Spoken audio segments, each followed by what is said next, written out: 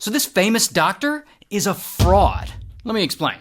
Now the story starts with this woman, Benita. And Benita is a TV producer living in New York City. And one day in 2013, she's assigned to work on a documentary story about this amazing rock star of a surgeon, this guy, Dr. Paolo. And Dr. Paolo is a guy who's so brilliant, he invented a life-saving surgery that gives people with broken windpipes the chance to breathe again. And so he's like famous in the medical world now. So Benita meets this guy to do this story on him and interview him, and she's like, oh snap, he kind of fine. And then boom, they start dating. And this is going really well for her. Dr. Paolo's nice, he treats her good, he's successful, and he's respected in the medical community. And together they seem really happy. But Dr. Paolo is gone all the time for work. He apparently has to fly all over the world to do these breakthrough surgeries. But, that's okay. He's always sending Benita little love messages and stuff. Just wanted to send you a few loving good morning words and a lot of kisses. And after several months of dating, pow, he proposes. So now these two are officially getting married. But there's a small problem. Dr. Paolo is already married to another woman. I mean, they're not together anymore, but his divorce isn't quite finalized yet. But whatever, they'll figure it out. So anyway, they start planning this wedding, and it's going to be a big destination wedding in Italy. Not only that, but Dr. Paolo is like famous in the medical world, so he knows a lot of people. He says he's friends with the Clintons, so he's going to invite them to the wedding. He's friends with the Obamas, so they're invited. He knows Vladimir Putin, so he's invited. French leader Nicolas Sarkozy is also going to be there. The Beckhams, Elton John, Russell Crowe, they're all going to be there. Not only that, John Legend is going to be playing the ceremony. And if that isn't crazy enough, bro is also friends with the Pope. And so Dr. Paolo tells Benita that the Pope has offered to marry them himself in his papal palace in Italy. And Dr. Paolo even secures a castle for all their guests to stay in. Isn't it incredible that next week we are to visit the place where we will marry? And so this is going to be like an amazing wedding. And so fast forward a little bit to 2014. And they haven't had their wedding yet, but they're a few months away from it and things are still going well. But then it all starts crashing down. Because one day she's reading the New York Times and boom, she sees a story about Dr. Paolo. Apparently some of his colleagues in the medical community are accusing him of scientific misconduct, saying that he's exaggerating the success of these life-saving windpipe surgeries he's so well known for. And so she goes to him and she's like, what's all this about? And he tries to play it off like, oh, none of that is true. They're just haters, or whatever he says. So anyway, some more time passes and their wedding date is getting closer. Now, after this wedding, Benita is supposed to move to Barcelona where Dr. Paolo has a house. And she's going to live there with him and it's going to be wonderful. And so she gets her passport already. She quits her job for this move. She is now ready for this new life with her dream man in Spain. Until... So one day, she's chilling at a spa, looking at her phone, and she gets an email from someone she knows. And this person sent her a link to an article that shows that the Pope is not going to be in Italy around the time of her wedding. He's scheduled to be in South America, so he can't possibly marry them. And so she calls Dr. Paolo and she's like yelling at him like, what the fuck is going on? You lying to me? And Dr. Paolo makes up some bullshit excuses and he says, I'll fly to Rome and I'll fix this myself.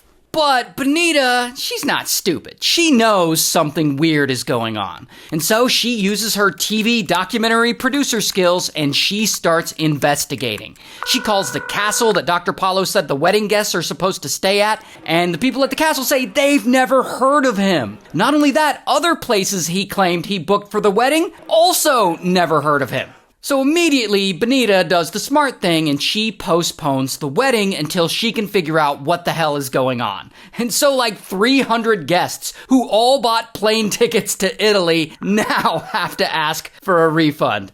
Wow, that sucks. But anyway, she looks into all of this, and she gets someone who's affiliated with the Clintons to confirm that they've never heard of Dr. Paulo either. Then she somehow gets the Vatican to verify that the Pope also doesn't know Dr. Paulo. So this dude was just like lying, saying he knows all these people and has all these famous friends when no, he doesn't at all. And so Benita's like, oh, hell no. And she travels to Barcelona to his house to surprise confront him. And she gets there and she learns that he's living there in Barcelona with another woman. Not his wife that he was supposed to be getting a divorce from, but a third woman that he apparently has a serious relationship with. Okay, so we know that he's a liar, but who really is this Dr. Paulo guy? Well, he really is a world-renowned surgeon, and he really did invent a breakthrough windpipe surgery. And for him, this is like a really big deal because it makes him very well known in the medical community, and then he gets recruited for a job at a respected medical research university in Sweden, and because the science behind this surgery is brand new, Dr. Paulo is supposed to do a lot of preparation and tests to make sure it's not too risky. However, he doesn't do all that. No. He dives right into operating on people. And these surgeries, they seem to be successful, and the patients go through it, and they feel better, and they recover. However, then, a little later, some of them start dying from complications from his surgeries. And some of them who don't die, they have strokes and they start going blind, and one person needed almost 200 additional surgeries to try and fix the damage from his work. Like all kinds of horrible stuff. Because his breakthrough windpipe surgery wasn't breakthrough at all. It was total bullshit. And so it's during this time that he meets Benita, who's trying to interview him for a TV documentary she's producing, and he's successful and he's moderately famous in his community, but for whatever sociopathic reason, he starts lying to her. Not only about being single, but he starts saying he's friends with the Obamas and with Elton John, and that he personally knows the Pope, and all this other nonsense. Now, eventually, over time, as Dr. Paulo gets more and more well-known, other doctors and surgeons and medical professors, they look into his work and they start declaring it to be junk science and dangerous. And they start calling him out, calling him a fraud, and calling out the medical research university in Sweden that employs him. Even Benita, after she discovers he's a liar, she eventually starts writing to the medical research university in Sweden, telling them that Dr. Paulo is in fact a fraud. And so the medical research university in Sweden has to do an investigation, and they look into him several times actually, and they eventually discover that, yeah, he's a bullshitter. He had lied on his resume, and he had said that his surgeries were way more successful than they actually were, and a lot of people he operated on got hurt because of it. And so, eventually, the Medical Research University in Sweden fires him for scientific misconduct. And in 2016, Swedish police open a criminal investigation into him. And ultimately, in 2023, he's found guilty of gross assault against his patients. Imagine your surgery is so bad that you're charged with committing assault. Anyway, this lying-ass dude, he gets sentenced to 2 years, 6 months in prison.